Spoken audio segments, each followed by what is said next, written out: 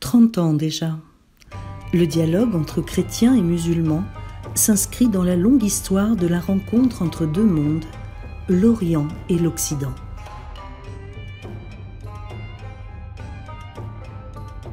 Une histoire, hélas tumultueuse par moments, mais apaisée et constructive à d'autres.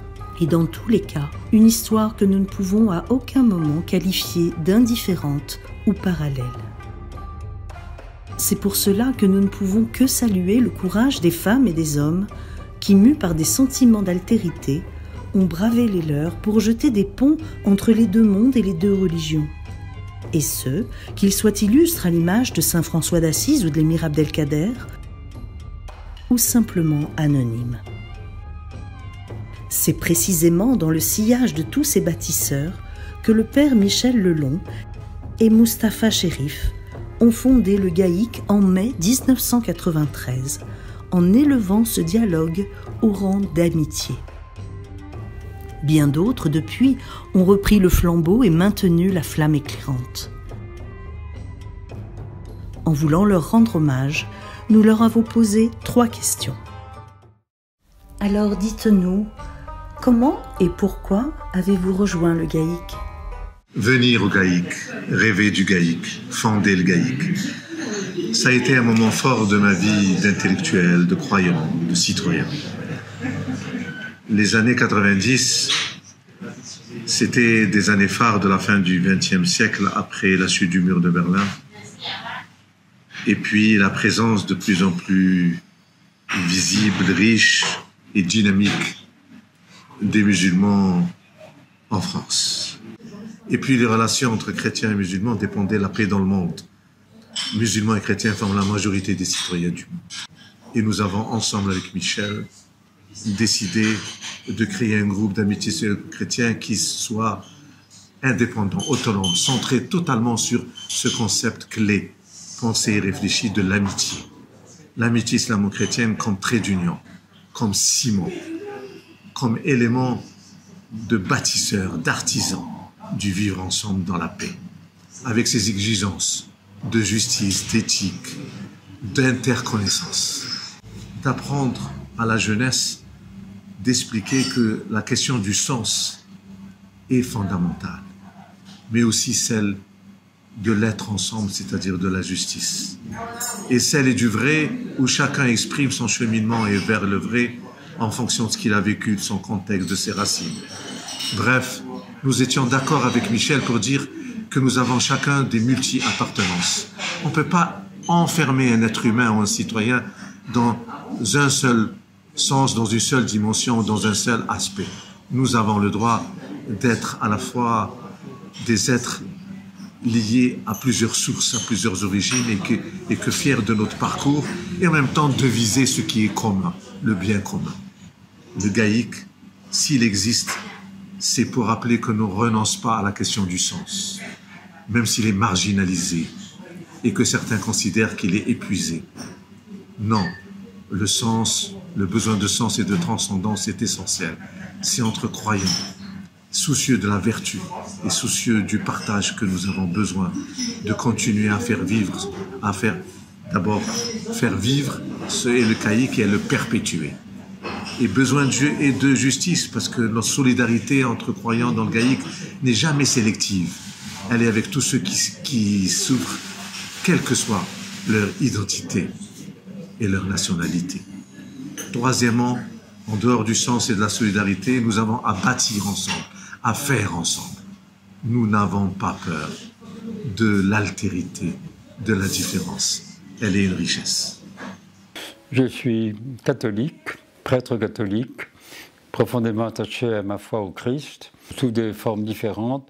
J'ai été vraiment entièrement dans le problème des relations entre les chrétiens et les musulmans. Et j'ai vécu d'abord cette relation à l'université à Alger, où j'étais étudiant pour faire mes études universitaires, à Paris d'abord et après Alger. Ensuite, j'ai vécu 20 ans en Tunisie. Et puis je suis revenu en France. J'ai été appelé en France en 1975, au moment où le Vatican a demandé que dans tous les pays, y compris en Europe, où il y avait à ce moment-là pas beaucoup de musulmans, le Vatican a demandé que les églises d'Europe consacrent une équipe au problème des relations avec les musulmans. Alors j'ai été appelé pour m'en occuper en 1975, et c'est comme ça que depuis 1975, je suis à Paris. J'ai voyagé beaucoup. Je voyage moins maintenant avec mon grand âge, et c'est comme ça que j'ai été amené à travailler avec des amis et que nous avons fondé le groupe d'amitié islamo-chrétienne. Parmi les objectifs, il y avait l'idée de mieux se connaître, que les chrétiens connaissent bien notre foi chrétienne, mais connaissent bien aussi la foi des musulmans, que les musulmans connaissent bien la foi musulmane, mais aussi la foi chrétienne, qu'ils voient bien les différences, mais aussi les valeurs communes, et puis qu'on voit ensemble ce qu'on peut faire dans la société. Ça a été comme un chemin qui s'est tracé devant moi. Alors tracé devant moi c'est qui? Moi, c'est quelqu'un qui est né à Constantine et qui a vécu 20 ans en Algérie. Il faut dire que moi, en Algérie, mes contacts avec l'islam n'existaient pas. Je connaissais le ramadan parce qu'il y avait les coups de canon, mais en dehors de ça, je n'avais aucune relation avec l'islam. Par contre, j'avais des relations, j'avais des copains musulmans avec qui je bossais, je jouais, je faisais du sport, mais au-delà de ça, on n'avait pas vraiment d'échanges sur l'islam, le christianisme et autres. Alors par contre, en 1977, mon épouse a pris la responsabilité d'un cours d'alphabétisation de femmes, et là, quelque chose a bougé dans ma réflexion, dans ma tête. Et puis il y a eu deux temps très forts. Deux temps très forts, c'est d'abord le 19 septembre 1982. C'était un dimanche, et à la fin de la messe, deux amis, Boutros Salak et puis Joseph Limagne, sont montés à l'Ambon et nous ont dit hier, avant-hier, des milices chrétiennes sont descendues dans les camps de Sabra et Shatila et ont assassiné, violé des hommes, des femmes et des enfants sous le regard bienveillant de Sharon. Et puis le deuxième temps fort, ça a été mon voyage, notre voyage en Algérie. On en parlait à l'instant avec les enfants et avec les enfants, mon épouse et les petits-enfants. Je ne pouvais pas ne pas leur faire connaître ce lieu, ce pays. Et puis ensuite, ça a été le voyage en Andalousie en 90, au cours duquel nous avons découvert l'architecture arabo-musulmane, on a découvert ce temps privilégié. Et quand Michel Jandot m'a fait venir dans la salle des réunions à Malakoff, dans laquelle il accueillait Michel Lelon, Michel Sorin, il accueillait Mustapha Cherif, il accueillait Mohamed Zeina. C'était pour la création du GAIC. Et c'est ainsi que je suis arrivé dans le GAIC, je dirais comme si un chemin était tracé pour que j'y vienne. Je me suis engagée et en plus je suis quand même restée 23 ans. C'est une bonne partie de ma vie, mais parce que je trouvais que dans le GAIC, il donnait une place importante aux femmes. Il y a eu quand même 3 coprésidentes, une vice-présidente et une secrétaire générale. Le GAIC a évolué d'une façon qui m'intéressait, donc par toutes les activités qu'il y a eu tout au long de ma présence au GAIC, notamment les colloques où j'ai participé avec Michel Lelon. C'était des colloques internationaux qui avaient un grand retentissement. La lettre où j'étais dans le comité, donc je participais de la conception jusqu'à l'expédition. À l'époque, le GAIC éditait une lettre papier, puis maintenant il y a une évolution, elle est en ligne, ce qui enrichit la connaissance de cette lettre. Et il y a eu aussi le fait que toutes les activités, on les faisait en binôme. Chrétiens ou chrétiennes et musulmans ou musulmanes, on activait ensemble, ce qui rendait quand même les relations plus faciles par la connaissance, par de l'autre et par l'amitié. Il y a eu aussi les ateliers qui étaient vraiment qui ont beaucoup dynamisé le GAIC. Et c'était un endroit de réflexion, de connaissance et de dialogue et aussi d'amitié, parce qu'il y a eu beaucoup d'amitié par la suite. Et puis moi, c'est surtout aussi le fait que il y a aussi l'atelier Israël-Palestine qui me tient beaucoup à cœur pour le côté humain et le côté justice. Alors, je suis arrivé au GAIC par l'intermédiaire de Jean-Pierre Baquet qui m'a demandé de participer activement à cette aventure. J'avoue qu'au départ, c'était assez difficile par manque de temps. Et petit à petit, j'ai compris la mission qui était celle des membres du GAIC. Et de fil en aiguille, avec le temps, je me suis impliqué de plus en plus jusqu'à en être et à avoir l'honneur d'en être le coprésident. Donc c'était le conseil d'administration. Mon entrée en conseil d'administration a été en 2008 et puis j'ai pris la coprésidence en 2015. Et donc j'ai grandi dans cette atmosphère œcuménique, on va dire. Ça, c'est le côté souvenir heureux du Liban, l'aspect amitié. Mais j'ai connu, hélas, aussi l'aspect inimité et la guerre civile. Et pendant la guerre civile, il y a eu un épisode vraiment atroce où les miliciens se battaient par civils interposés. Ils bombardaient les quartiers. Et c'était quasiment la majorité des morts étaient des civils et eux étaient à l'abri. Et donc cet épisode-là était vraiment très douloureux pour moi comme pour beaucoup de Libanais. Et donc je me suis trouvée au GAIC à la fois pour me rendre utile et aussi pour penser avec un E et penser avec un A cet épisode douloureux. D'après vous, pourquoi le GAIC doit-il continuer ? Et dans quel sens doit-il agir ? Le GAIC il doit continuer, il a toute sa place, ne serait-ce que pour le titre de l'association, c'est quand même un groupe d'amitié islamo-chrétienne. Et donc il favorise le dialogue, la relation, la connaissance et le respect de l'autre. C'est comme ça qu'on peut dire que il y a le vivre ensemble. C'est un point clé pour le vivre ensemble. Et j'ai une petite anecdote. J'avais co-animé un atelier qui s'appelait Fête en partage. Donc on fêtait nos fêtes religieuses ensemble et c'est arrivé souvent aussi que les fêtes se tombaient la même période. Et là, donc c'était vraiment une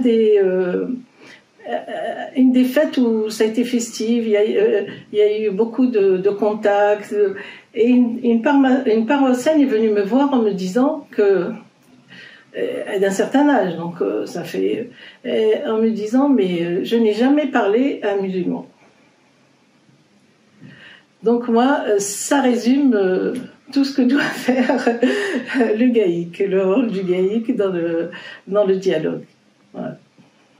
J'ai eu d'un chef de département, El-Azhar, une extraordinaire remarque.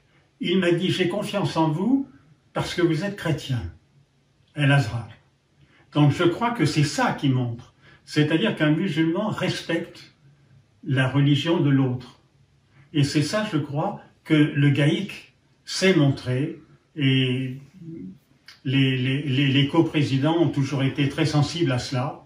L'expérience que j'ai eue comme coprésident avec, on s'en rappelle ici, Papa Ibrahima, qui était un Sénégalais merveilleux, très sympathique, qui est malheureusement décédé jeune. Et là, on sentait, nous étions différents. Et lorsque nous avions à prendre une décision pour soumettre au Conseil, il fallait que nous régulions entre nous. C'est merveilleux. Le GAIC sait le faire, sait nous pousser à nous entendre. Ça, c'est une chose que le GAIC doit conserver parce que je dirais presque, il est unique un peu dans toutes les associations où il y a deux coprésidents, un coprésident chrétien, un coprésident musulman. Et ça, je crois que c'est extrêmement important. Ce qui me motivait depuis le départ, c'est que bon, on est dans une autre séquence historique. Quand même, il y a moins de phobie, je dirais quand même, parce qu'avant, des jeunes musulmans qui voulaient se revendiquer musulmans, c'était l'horreur. Et bon, maintenant, c'est quand même rentré dans les esprits, même s'il y a toujours des campagnes islamophobes. Ça s'est quand même installé. Il y a des mosquées, il y a des c'est quand même, petit à petit, ça s'intègre quand même dans le paysage, dans la vie de la cité. Mais il y a encore beaucoup à faire. On a encore des gens qui sont expulsés, on a encore des lois, disons, que j'estime discriminatoires. Et donc, je pense que la rencontre chrétien-musulman a encore beaucoup à apporter sur ce plan-là. Sans compter qu'il y a aussi des points qui nous rassemblent. Par exemple, la question palestinienne, qui reste quand même très très urgente à régler, et quand même les croyants, et donc les chrétiens et les musulmans, ont une responsabilité particulière quand on pense à ce qui se passe à Jérusalem, par exemple. Il y a un verset du Coran qui dit que ceux qui disent chrétiens, ils ont un attachement particulier, intime avec les musulmans. Il y a un verset coranique. Donc, nous avons un rapprochement beaucoup plus serré avec les chrétiens. Pourquoi le GAIC doit continuer? Pourquoi doit-il continuer? Eh bien, d'abord parce qu'il a fait ses preuves. Il existe depuis maintenant 30 années. Il a derrière lui une longue expérience. Et par ailleurs, le GAIC remplit les 3 facettes constitutives d'un vrai dialogue. Il remplit la facette convivialité, amitié, relation entre les personnes, la facette culturelle, parce que parmi nous, il y a quelques agnostiques et athées, simplement attachés à la culture chrétienne et musulmane, mais pas nécessairement croyants, mais qui sentent vraiment avoir leur place avec nous. Et troisième aspect, c'est l'aspect théologique. Et l'aspect théologique est couvert d'une façon très féconde et originale. C'est un groupe qui étudie les textes, Bible et Coran, de façon conjointe, à la lumière, côté cœur, de l'Esprit Saint, qui parle au cœur de chaque femme et homme, et du côté de l'intellect, c'est à la lumière des sciences humaines. Alors c'est Hélène Millet, historienne, et moi-même qui l'avons créé en 2005 à la suite d'un stage organisé par la Vie Nouvelle. Je désirais sortir des limites du dialogue interreligieux pour aller vers le partage spirituel. Alors du coup, j'ai proposé l'idée des itinéraires spirituels où une personne chrétienne et une musulmane disent à la fois leur rencontre avec Dieu, qui est une histoire d'amour dans les deux religions, et le développement de cette histoire d'amour et l'engagement auquel elle mène. Donc nous avons fait ça pendant 12 ans au GAIC, que des chrétiens et des musulmans. Après, j'ai senti la nécessité de continuer, au nom du GAIC, de le faire avec les autres religions.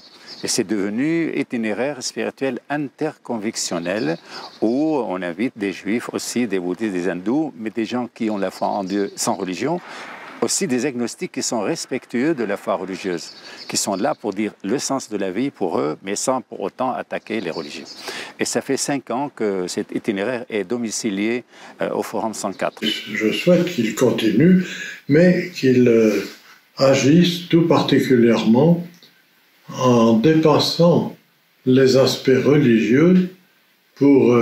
il faut les prendre en compte, ça fait partie de la vie humaine, mais agir pour que la cohésion sociale se fasse et qu'on découvre que l'identité, c'est important, mais qu'elle n'est pas faite pour nous opposer. Il n'y en a pas une qui doit maîtriser l'autre.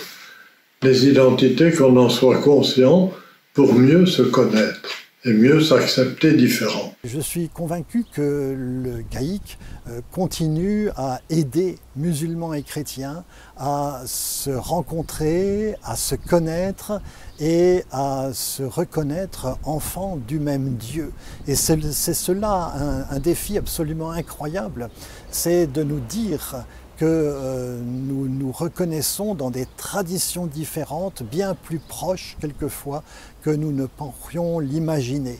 Pas sur le plan théologique bien sûr, mais sur le plan des convictions, sur le plan de l'amour de l'autre, sur le plan de la spiritualité et sur le plan de la certitude qu'un Dieu nous conduit et nous aime. Et aujourd'hui, comment voyez-vous les relations entre chrétiens et musulmans? Nous sommes tous des créatures de Dieu. Personne d'entre nous n'a demandé à naître. On est là pourquoi? Il y a bien quelqu'un qui... Il y a bien sûr l'amour de nos parents. Mais notre esprit humain ne vient pas de la biologie. Et il vient de quelqu'un d'autre. Je dirais que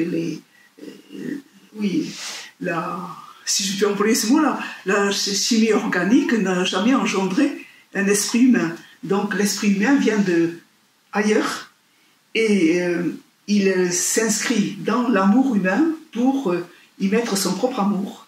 Et de sorte que nous sommes aimés de nos parents, mais nous sommes aussi aimés de Dieu qui nous accompagne tout au long de notre vie. Nous sommes tous fraternellement en marche vers celui qui nous a créés et qui nous attend et qui nous aide à parvenir jusqu'à lui.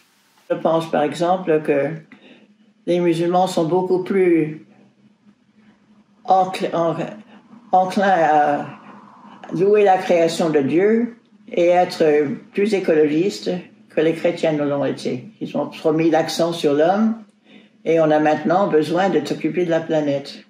Alors je pense que sur le plan international, il y aurait quelque chose à faire ensemble où on aimerait que nous soyons plus actifs, tous ensemble, pour que nous sauvions notre planète et notre humanité en lui faisant vraiment revivre les valeurs d'origine et en même temps lui donner un nouvel élan pour un changement de système. Et puis d'autre part, j'aimerais aussi voir qu'il y ait plus de musulmans qui protestent avec Amnesty, par exemple, sur les entorses aux droits de l'homme dans les grands les pays qui sont surtout autocratiques.